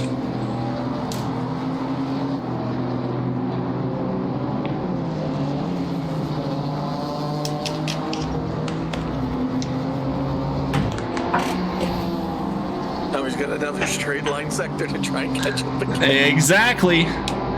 You nailed it there. Despite that gap opening up, he's going to have some straight line speed closing in on that Ginetta. Not to mention, he's not going to have fun in about 2 seconds. Professor Kronotus is not too far behind either, as well as a GT3 coming into his rear view. Oh, hello. Oh, that got spicy. Yeah, certainly costing Boutini a bit of time there compared to De Santiago, and falling right back into the grasp of the BMW.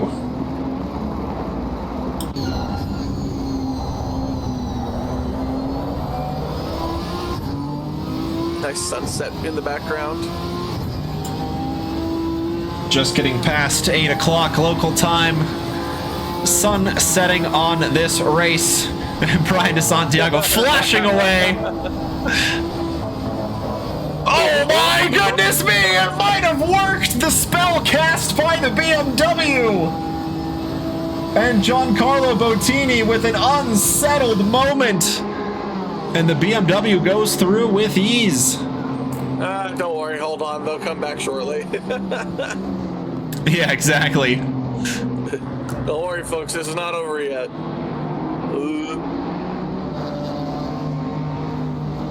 He's drifted. They're just drifting each other. It's a battle of who wants this position less. Yeah, right. You have it. No, you have it. No, you have it. No, I insist, please. A touch wide from De Santiago. Boutini better through the corner, but Prakashnatsa-san looking to get himself through the GT4 traffic, sticks a nose up the inside. I think he's gonna head it. He's gonna try to get ahead, but not quite able to get ahead of the Ginetta there. Now he's gonna have to wait. Santiago pretty much almost on their grass.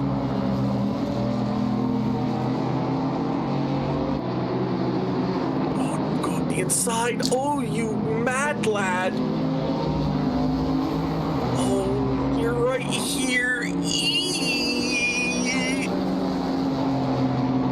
Kronotus is right in the mix now. Oh no, this is gonna get so much fun. With 4 minutes left to go, there's 2 laps left. Oh, De Santiago's gone wide. He's in the ground. He's gonna lose 2 positions for that! Oh my goodness. De Santiago's decided apparently we haven't had enough action for this one race and just goes, you know what? Tire grass. You know what? I've got enough straight line speed for the 2 of them down 1 straightaway, so may as well make it more fun for the last couple of laps. For these 3 GT4s. The only way this gets better is if the Ginetta just tank slaps and dives into the wall and takes out both of them. Oh yeah, that would certainly be quite chaotic. We've seen a number of drivers lose that rear end going up the hill. But no dramas there this time for Giancarlo Boutini. Except he's got his mirrors full of Taylor Swift on the front of Professor Kronotus' car as he looks to go the long way around, tries to stick it, but he's gonna go deep, and he can't quite keep it on track, forced to give that position back to the Ginetta.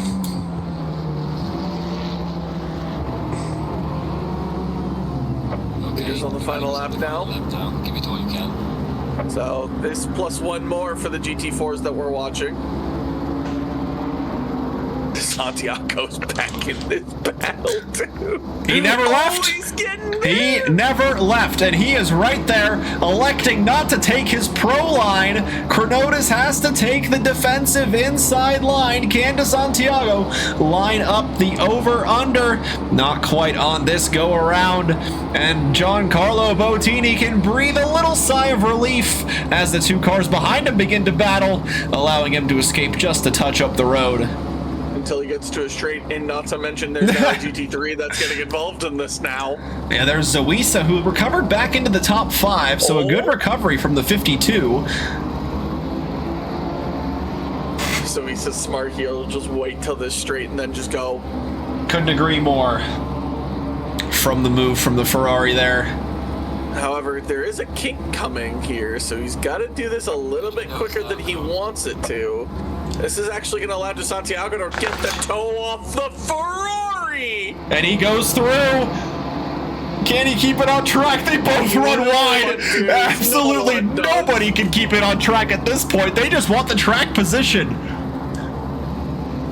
Oh, hey boys, there's another GT3 coming. Oh, Boutini, you're in a Ginetta. Come here. Here comes our McLaren. Despite all this, now it's a 3-second gap to Giancarlo Boutini. He is saying thank you very much to all the traffic and allowing himself to just escape and hold on to 4th place. A late drive-through here would be an absolute killer. Oh, absolutely. How did you get in here, Mr. Cat? I thought I closed the door. That's how I feel every time when my cat comes into my basement. She's like, how the heck did you get in here? I thought I shut the door. Zero's on the clock. Devin Anthony, a couple of corners to go for his dominating victory here in round number 1. The 664 will take the checkered flag first and start the championship on a high note on the top step of the podium after 31 laps. Well done, Devin Anthony. Congrats on the win. Oh, that car is floating. That car is floating. That car is floating. We have problems here. What wizardry is this? He's floating. Maybe that's where the pace advantage came from. Just absolutely no friction for him as he just floated past the competition to get the race win. Justin Beachley, a bit more dramas for him, but he is able to take the race win here in the Beach GT Big Bird livery. The 18 carrying on the championship winning momentum from last season and gets the race win. Dom Matroni, 2nd place across the line in the number 5. Great pace from him in the race. The BMWs seemed nowhere in qualifying, but during the race they really turned it on. The final battle. Professor Kronotus is trying to defend this. Oh, he is certainly trying. Here he comes, the BMW, trying to get every last toe, every last inch of space that can be found. He's going off the track. He has to cut inside. He's got the toe. Will he make the last move? Professor Kronotus defends the inside. Boutini's going to get the position. Santiago's going to have to go outside, then inside. It is going to be touched. And Professor Kronotus, with the block of the year, defends that position. Yeah, certainly almighty. Let's see, what is the BOP on the Ford? It's got plus 2 kilograms and a 19% restrictor. Pork chop and kill corner fighting it on the back here. Oh, heck yeah, they are. Alpine's not done yet. I think it might be done, actually. I think this might be done, unless Kilcoin forgets a braking zone, in which he does not. But the Alpine is tighter, but unfortunately he does not. Enough time. Yeah, so the top three in the GT3s, Devin Anthony, Dom Matroni, Carlos Guzman, Ben Prakash Naftasan, Sam Zawisa in 5th, Sandrette 6th, Mach Speed 7th, Repus in 8th, Knife in 9th, Samuel Reich in 10th, Brendan Wallace 11th, the GT4s, Justin Beachley on top, then Tai Chin in 2nd place. Nile Jacobs makes it a Mercedes 1, 2, 3 on the podium. Giancarlo Boutini in 4th, Kronotus hangs on to 5th, Brian Santiago 6th, John Kilcoin 7th, and Dr. Porkchop in 8th place. As we take it back to the studio, we invite our top 3 from the GT4s and the GT3s to join us as the fireworks continue to pop in the background.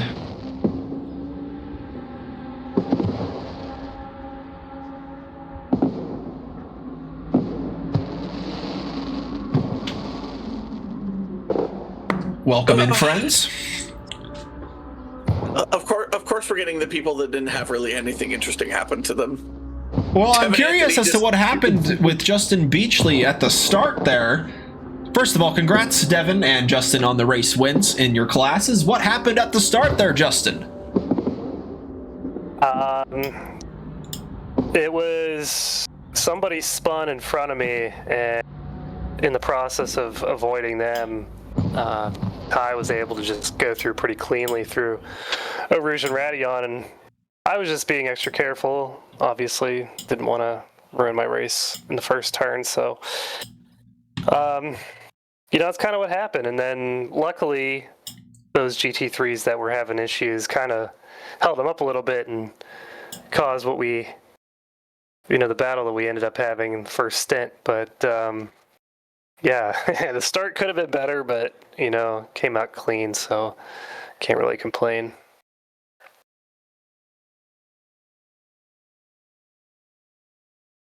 Yeah, you guys certainly seemed to have the pace, especially in the AMGs. You guys made it an AMG 1, 2, 3 with Tai Chin and Nile Jacobs joining us. Nile, you had quite an interesting strategy there. You got the early pit stops done and dusted, stayed out of the traffic, and found yourself on the podium there. Oh, yeah. I mean, qualifying just bottled it and could never get anything together despite having decent pace. And then in the end, it was just, I was up to 3 track limits within the first 10 minutes due to some stuff with Blanchimont. So I figured hold back, we'll just run clean air constantly since people are drafting. And I figured that might get me some extra positions, and it worked out. Yeah, it sure did. Ty, great battle with Justin for the top spot. Unfortunately, not going your way, but still a second place finish here tonight. Good start to the season. Talk us through your strategy calls on the race tonight. I just tried to do the best. For stint 1, I don't really know. I kind of forgot, but before qualifying, I made some setup changes that I never tested, and into qualifying, it didn't go very well. I lost a lot of pace with those changes. Well, because now you know not to do it for next time. I don't know what I tweaked. I tried to tweak it back to what it was before qualifying, but I just couldn't. And yeah, I was just struggling a little bit in the race with an unknown car, but I was doing the best I could. I tried to stick to my strategy, and it didn't quite work, but second is better than what I thought I was going to get, because I thought I was going to go pretty slow. Wasn't that slow, but I just felt really off the pace with the car, but we got it home, and that's what matters at the end of the day. Yeah, you certainly brought it back, got a good battle between you guys for the first couple of stints.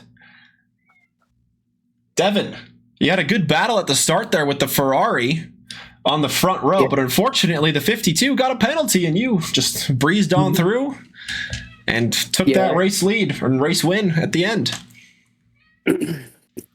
So when he got that, I'm like, okay, I can possibly get P1.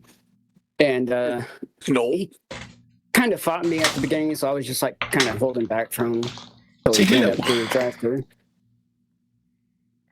And I stuck to my strategy, and finished P1. Yeah, that's just what happens there. P5 or something like that. Yeah, the Lexus seem to have some good pace around here tonight. Hoping to carry that forward. What made you switch from, I think you were into the Porsche last season, to the Lexus this season? Oh, I've driven most of the cars on ACC. Sometimes I'll just switch to another one. Fair enough. Just keep it exciting. Certainly does keep it exciting. Anything from you, Tyler? Nope. I'm good, other than I have now curses for next week that I have to deal with, but I only get one per class, so watch out, everyone. I'm coming for you. Watch out. Exactly. Nobody is safe. Nobody's safe from Santiago, apparently. Yeah, that BMW has some crazy straight line speed. Taking names. I chopped my wing off on the AMG, and he was still like 3-4 kph up on Kemmel. Like, it's nuts. Yeah, that BMW was absolutely flying. You guys will have to watch the stream and watch Ben Wallace tank every hit that was done. The only reason he didn't end up on the podium was the drive-through. Yeah, for real. There was some crazy racing. Going to be great to watch back. Congrats, you guys, on getting those podiums, the race wins. Good luck in the rest of the season. Hope to see you back here in the studio.